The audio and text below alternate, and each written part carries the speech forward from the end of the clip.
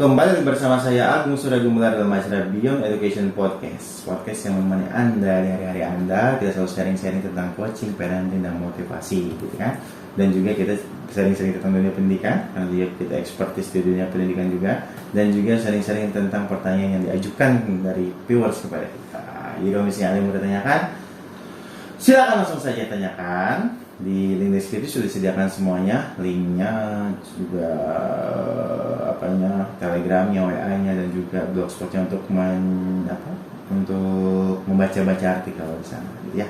Dan juga kita juga selalu update Spotify setiap hari, setiap episode setelah tayang pasti ada di Spotify. Jadi sama saja, mau mendengarkan Spotify-nya juga sama, mau melihat YouTube-nya juga sama. Dengan kata kunci Beyond Education Podcast, maka kita akan bertemu di Spotify, ya. Jadi dengarkan saja untuk suaranya, gitu. Dan pagi hari ini bersama dengan Pak Doni akan membahas tentang parenting. Ini parenting yang sangat-sangat dibutuhkan gitu kan kehidupan kita. Dan juga judulnya adalah menjadi orang tua hebat itu tidak sulit. Oke, mari sambut Pak Doni. Halo teman-teman, gimana Gu? Kenapa Pak kok bisa nggak sulit Pak menjadi orang tua hebat Pak? Ya pasti nggak sulit, karena kalau di pola pikir kita ya menjadi orang tua yang hebat itu sulit. Itu akan membuat kita sulit menjadi orang tua yang sesungguhnya. Orang tua yang bisa menjadi suri toladan bagi anak-anaknya, karena terhalang dengan pola pikir yang salah gitu, bahwa menjadi orang tua yang hebat itu sulit. Di benak kita biasanya nih ya, kalau yang saya lihat gitu, bahwa menjadi orang tua yang hebat itu kita harus menguasai ilmu parenting tingkat tinggi. Iya, ya katakanlah dia ilmunya tinggi lah gitu. Ya, ilmunya tinggi. Harus kuliah. Memang ada gitu kan, kuliah menjadi orang tua gitu. Ini Gung yang menghambat diri kita. Kenapa? Karena di dalam pikiran kita sudah banyak hal yang menghalangi gitu. Menghalangi kita untuk menjadi orang tua yang hebat. Banyak excuse dulu gitu. Kita memiliki banyak alasan. Padahal alasan-alasan itu kita buat sendiri gitu. Kita menjadi ketakutan sendiri Dan nggak percaya diri. Akhirnya seperti itu, kita nggak memiliki rasa percaya diri. Banyak emang orang tua itu merasa bahwa aduh saya mau jadi orang tua banyak kurangnya. Nah itu kan akhirnya menghambat diri kita gitu, dengan ucapan-ucapan yang negatif gitu. Kenapa sih kita senangnya menghambat diri kita sendiri? Kenapa kita nggak memiliki keinginan bisa memotivasi diri kita sendiri gitu untuk hal apapun yang bermanfaat bagi diri kita, apalagi menjadi orang tua ya. Karena menjadi orang tua yang hebat itu sebenarnya kalau buat saya, mengapa saya bilang nggak sulit? Karena memang menjadi orang tua yang hebat itu dibutuhkan hanya kepedulian tingkat tinggi dari kita sebagai orang tua kepada anak-anak kita. Kita ada ketika anak-anak kita membutuhkan diri kita.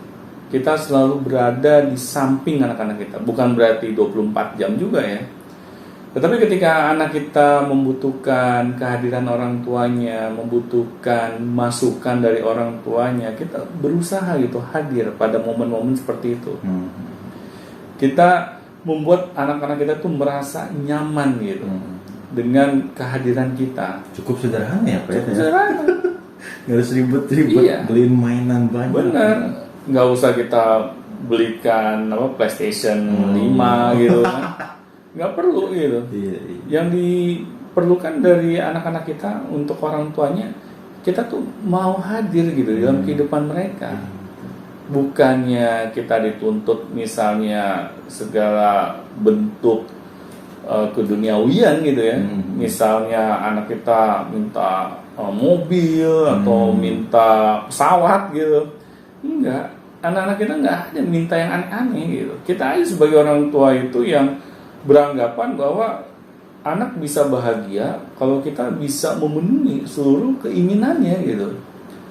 Inilah Gung yang akhirnya kita sebagai orang tua sibuk mencari uang sampai lupa dengan anak-anak kita di rumah. Padahal anak-anak kita tidak menuntut itu semua gitu. Kitanya aja yang terlalu lebay gitu dalam memiliki pola pikir gitu, bahwa anak bisa bahagia kalau kita penuhi semua kebutuhan mereka. Padahal kadang anak-anak kita boro-boro gitu membutuhkan itu semua. Itu hanya keinginan kita saja sebenarnya. Kita hanya beralasan ya, karena kita memang nggak betah mungkin di rumah, kita lebih senang sibuk di luar. Akhirnya kita bisa melakukan hal yang lain itu di luar. Kita tidak perlu fokus untuk hadir di hadapan anak-anak kita. Nah itu yang sebenarnya hanya alasan kita saja gitu, biar kita tidak digerecokin gitu dengan kejadian-kejadian di rumah. Nah kita pikir dengan kita bisa memiliki banyak uang, akhirnya nilai kita di depan anak-anak kita meningkat. Iya, padahal itu malah menjadi bumerang ya Pak. Benar. Kalau menurut saya, karena apa yang dikatakan ketika kita nggak ada uang itu loh, Benar. jadi jatuh ntar gitu kan. Ya, selamanya mungkin kita ada uang lah gitu, tapi ada kemungkinan suatu saat nggak ada uang gitu. Iya. Itu langsung turun nilainya kan. Nah ini kan Kalau cara kita seperti itu ya. pernah suatu saat gitu Bung ya, saya ketemu nih kasus gitu, orang tua dengan anak. Si anak berani sampai membentak orang tuanya gitu. Saya juga kaget gitu, kok bisa-bisaan seorang anak membentak orang tuanya di depan saya yang orang baru dikenal. Di sini pasti kan saya melihat ada masalah nih di dalam keluarga ini. Kok anak sampai berani gitu melakukan tindakan yang tidak sepatutnya gitu, apalagi di depan orang lain yang baru dikenal. Nah setelah saya selidiki, saya tanya ke orang tuanya, mengapa kok anak sampai berani melakukan tindakan seperti itu? Oh ternyata si ibunya merasa bahwa dengan dia berhasil memenuhi semua keinginan anaknya, nilai dia itu akan meningkat di depan anak-anaknya. Ternyata itu yang membuat diri dia selama ini berusaha mati-matian ya, memenuhi semua keinginan si anak. Dan ketika dia tidak dapat memenuhi keinginan si anak, mulailah anak merongrong dirinya gitu. Gitu ya. Ngeri ya kalau begitu Pak. Anak mulai menagih tuh. Mana janji ibu? Katanya mau beliin saya mobil. Kenapa sampai saat ini saya belum dibelikan juga? Jatuh nilai kita di depan anak kan.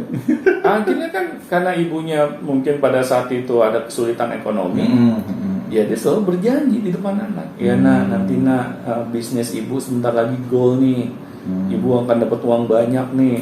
Malah ke arah situ ya maksudnya. Iya,